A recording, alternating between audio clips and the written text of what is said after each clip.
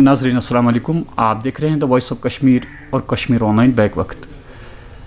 आज हमारे medical student ललदत हस्पताल डॉक्टर शबीर सिद्दीकी साहब हमारे साथ जुड़े हुए हैं, क्योंकि कोविड-19 के एतबार से जब हम बात करते हैं तो इसमें एक हामिला खातून जो है वो एक अहम मौजू होता है कि जो ही ये हामिला खातून यहाँ एलडी हॉस्पिटल में मुंतकिल की जाती है तो इससे क्या कुछ एहतियात की ज़रूरत होती है, और कोविड-19 जो इस वक्त वबा फैली है इस एतबार से क्या एहतियात करना है, और हॉस्पिटल में किन बुनियादों पे एक आम हामिला खातून को यहाँ पे एडमिट किया जाता है। डॉक्टर साहब, आपका बहुत बहुत शुक्रिया कि आपने हमें मौका दिया। आज एक अहम मौजू है हामिला खातून जो है, एक हमारी माँ हमारी बहन है। तो डॉक्टर साहब, क्या प्रोसीजर है इस वक्त हॉस्पिटल में आपका, जैसे आप एडमिट करती है इस हामिला खातून को? देखिए, ये जो प्रेग्नेंट लेडी होती है इसकी इम्यूनिटी जो है कंप्रोमाइज्ड होती है,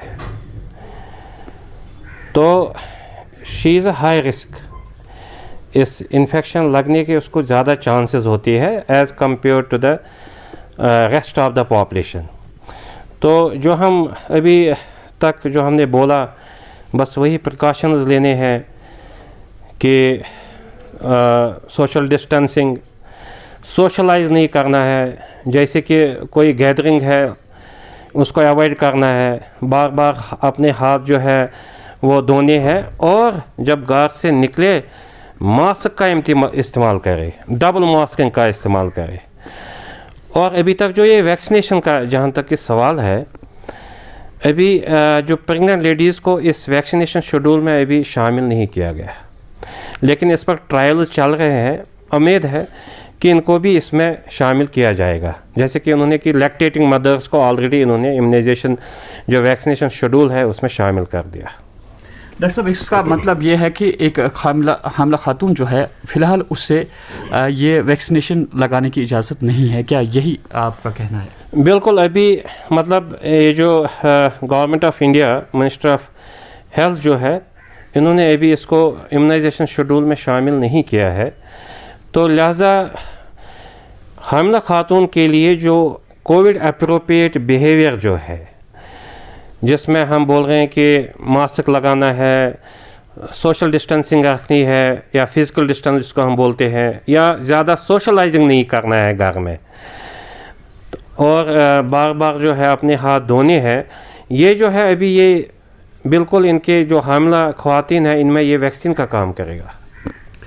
डॉक्टर साहब, ये जो यहाँ पे माशाल्लाह जो ख़वातीन यहाँ पे फारिग होती है, जिनकी डिलीवरी होती है, तो उनके लिए क्या प्रोसीजर है? उनके लिए क्या ये वैक्सीनेशन उसके बाद डिलीवरी के बाद करना लाजमी बनता है क्या, या उन्हें भी रोक दिया गया है फ़िलहाल?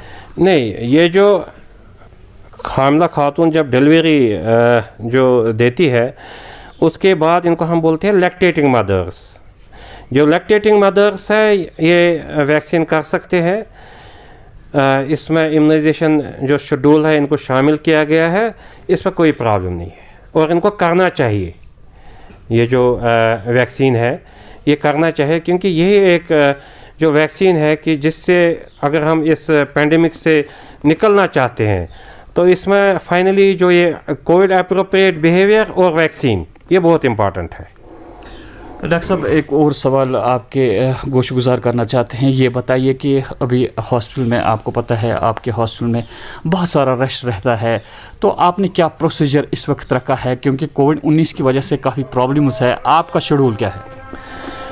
हाँ, आपको पता है कि ये जो हमारा हस्पताल है ये कश्मीर में वाहिद मैटरनल टर्शरी केयर हॉस्पिटल है, और जो भी, मैं नहीं बोलता हूँ कि फील्ड में काम नहीं हो रहा है, वो भी काम कर रहे हैं इस वक्त। सब डॉक्टर, चाहे वो प्राइमरी हेल्थ सेंटर में है या सब डिस्ट्रिक्ट अस्पताल में है या डिस्ट्रिक्ट अस्पताल में है, सब डॉक्टर इस वक्त फ्रंट लाइन पर काम कर रहे हैं। लेकिन चूँकि कोई पेशेंट जो है बहुत ही क्रिटिकल होती है या हाई रिस्क होती है, इंफ्रास्ट्रक्चर नहीं है उनके पास, तो इनको लाजमी यहाँ वो रेफ़र करते हैं। तो उसके लिए हमने जब भी वो यहाँ रेफ़र होती है, तो जो भी पेशेंट यहाँ रेफ़र होती है उसका यहाँ पर रैट टेस्ट किया जाता है, कैजुअल्टी में ही रैट टेस्ट किया जाता है। अगर वो नेगेटिव है तो इसको जो भी प्रोसीजर है कि एडमिशन प्रोसीजर वो फॉलो करते हैं, नॉर्मल फॉलो। अगर पॉजिटिव आती है तो हमने एक यहाँ पर एक आइसोलेशन फैसिलिटी यहाँ बनाई है, जो हाई सस्पेक्ट या सिम्टोमेटिक पेशेंट या पॉजिटिव पेशेंट, जो पेशेंट जो कि बिल्कुल बहुत ही हाई रिस्क है, सीरियस कंडीशन में हम इसको रिसीव करते हैं, या एक्टिव लेबर में है जिनको हम कोविड अस्पताल भी शिफ्ट नहीं कर सकते हैं, तो इनको वहाँ हम मैनेज करते हैं। और दूसरी बात यह है कि क्राउड कंट्रोल, तो हमने अंदर भी बार बार हम अनाउंस भी करते हैं कि कम से कम यहाँ अटेंडेंट रहो, विजिटर्स को हम अलो नहीं करते हैं। एक जना या दो जना, एक अंदर रहेगा एक बाहर रहेगा, विजिटर्स का हमने बंद कर दिया है, विजिटर्स को हम अलो नहीं करते हैं। और अंदर जो भी चाहे अटेंडेंट हो या पेशेंट हो तो उनके लिए मास्क लगाना ज़रूरी है।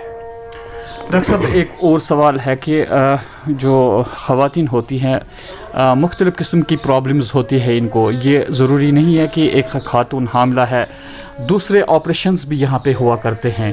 तो इस वक्त आपका क्या प्रोसीजर है, क्या वो ऑपरेशंस होते हैं या फ़िलहाल आपने इमरजेंसी में फ़िलहाल यही जो हामिला खातून है उन्हें यहाँ इजाज़त है खाली एडमिट करने की?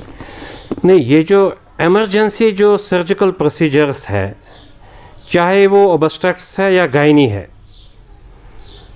उनको यहाँ किया जाता है। इमरजेंसी हम रिफ्यूज़ नहीं कर सकते हैं, चाहे वो गायनी इमरजेंसी है, ओबस्ट्रक्ट्स तो है ही है। तो लेकिन वो प्रोसीजर्स जो इलेक्टिव, जिनको हम इलेक्टिव प्रोसीजर्स कहते हैं, जिनको हम वेट कर सकते हैं, तो इन प्रोसीजर को फ़िलहाल हमने डेफर किया है। ये पेशेंट की बेनिफिट में है, उनकी भलाई के लिए है।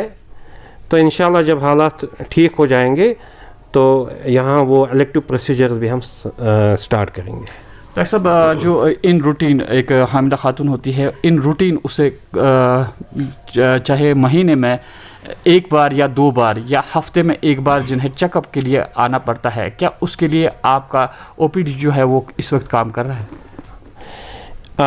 आपका मतलब है ये जो एंटीनेटल केयर, इसको हम बोलते हैं एएनसी, एंटीनेटल केयर जी। तो आपने देखा कि हमने प्रिंट मीडिया में भी, सोशल मीडिया में भी ये उनसे गुजारिश की कि एंटीनेटल केयर जो है, अगर कोई नज़दीकी कोई डिस्पेंसरी है या प्राइमरी हेल्थ सेंटर है तो वो वहाँ जाए, या हर जगह, चाहे वो सब डिस्ट्रिक्ट लेवल पर है, डिस्ट्रिक्ट लेवल पर है, टर्शियरी केयर लेवल पर है, हमने अवामुन्नास के साथ फ़ोन नंबर शेयर किए हैं। वो इवन फ़ोन नंबर्स पर भी कंसल्टेशन ले सकते हैं, इनको ज़रूरत नहीं है घर से निकलने की। तो या कहीं नज़दीकी प्राइमरी हेल्थ सेंटर या डिस्पेंसरी में या सब डिस्ट्रिक्ट में अपना ये चेकअप करा सकते हैं। अगर उनको वहाँ लगता है कि इनकी कोई कॉम्प्लिकेशन है तो इनको वो यहाँ रेफ़र कर सकते हैं। एलडी का जो है, एलडी 24/7 काम करता है। यहाँ हामिला खातून के लिए हमेशा यहाँ के दरवाजे खुले हैं। यहाँ हमारी जो है नॉन रिफ्यूजल पॉलिसी है, जो भी पेशेंट यहाँ रेफ़र होता है या हमको लगता है कि एक्टिव लेबर में है, उसको हम एडमिट कर देते हैं। डॉक्टर साहब, आपसे आखिरी सवाल है कि कुछ ख़वातीन ऐसी भी है कि जिन्हें कुछ प्रॉब्लम होती है, ये नहीं है इस एतबार से कि एक खातून हामिला है या उससे कोई जो अकॉर्डिंगली लेडीज़ में कुछ प्रॉब्लम्स होती है, तो इस सूरत में फॉर एग्ज़ाम्पल किसी को आपने सर्जरी लिखी है, अभी फ़िलहाल उससे मुनक़ता भी किया जा, उससे फ़िलहाल अवॉइड भी किया जा सकता है क्योंकि हालात के हिसाब से, कोविड-19 के हिसाब से, वो खातून अगर चाहे, क्या वो ये जो वैक्सीनेशन है क्या कर सकती है? बिल्कुल, ये जो वैक्सीनेशन है, मैंने बोला आपको कि अभी जो इम्यूनाइजेशन का शेड्यूल है, 18 साल से ऊपर जो भी है एक्सेप्ट प्रेग्नेंट लेडीज़, वो वैक्सीनेशन कर सकते हैं। हमने किया, यहाँ पर हमारे पूरे स्टाफ ने किया, मैंने वैक्सीन किया, सब लोगों ने लगाया। ये बहुत ही सेफ़ और इफ़ेक्टिव वैक्सीन है।